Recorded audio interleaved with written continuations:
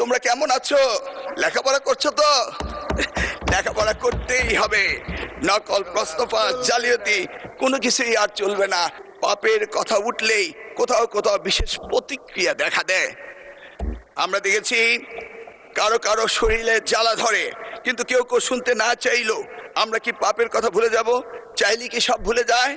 Mister speaker, আমরা সবাই জানি কিছু পাপ আছে যার কোনো ক্ষমা হয় না, যদিও না ক্ষতিগ্রস্তরা সেই ক্ষমা না করে দেন যেটা আমাদের পবিত্র কোরআন শরীফে রয়েছে। আমরা বাস্তবতায় অনেক সময় অনেক কিছু মেনে নেই, উপেক্ষা করি, হজম করি এবং কম্প্রোমাইজ করি, কিন্তু তাই বলে পাপ কি কখনো মুছে যায়? উত্তর একটাই, পাপ কখনো মুছে যায় না। সত্যটা হলো, এই জাতির ইতিহাসে সবচেয়ে বড় পাপের ঘটনাটি ঘটেছিল 1971 সালে। 54 বছর পরও জাতি তা ভুলে যায়নি। তার প্রমাণ 2026 সালের 12 ফেব্রুয়ারি আজকের এই মহান সংসদে আমরা এসেছি।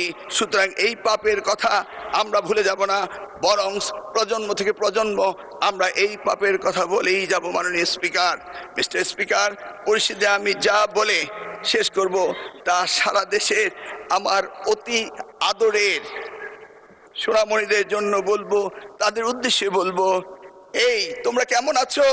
লেখাপড়া করছো তো? লেখাপড়া করতেই হবে। নকল, প্রশ্নফাঁস, জালিয়াতি কোনো কিছুই আর চলবে না। মিস্টার স্পিকার, আপনাকে ধন্যবাদ, আমি সময়ের মধ্যে শেষ করতে পেরেছি। আল্লাহ হাফেজ।